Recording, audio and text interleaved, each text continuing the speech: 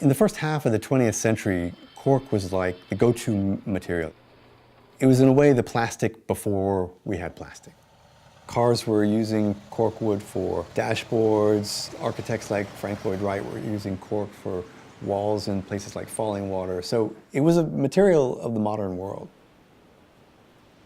Cork comes from the cork oak, which only grows around the Mediterranean and forests there. And so we were entirely dependent on this foreign supply. America, by the middle of the 20th century, imported about half the world's cork production. At the start of World War II, when Nazi Germany basically imposed a blockade of the Atlantic, all of that supply got cut off.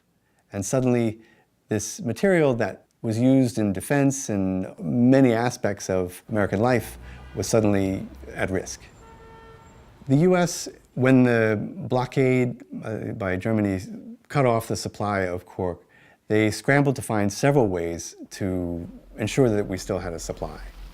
One was to use convoys that were secured with French ships and to bring more cork through the Atlantic in a safe way from the Mediterranean.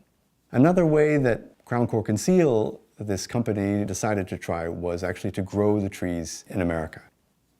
The Maryland governor, celebrating on Arbor Day the patriotic campaign, they had 4-H clubs planting cork trees across the state, celebrating its role both in the economy and also its ability to help America in the war.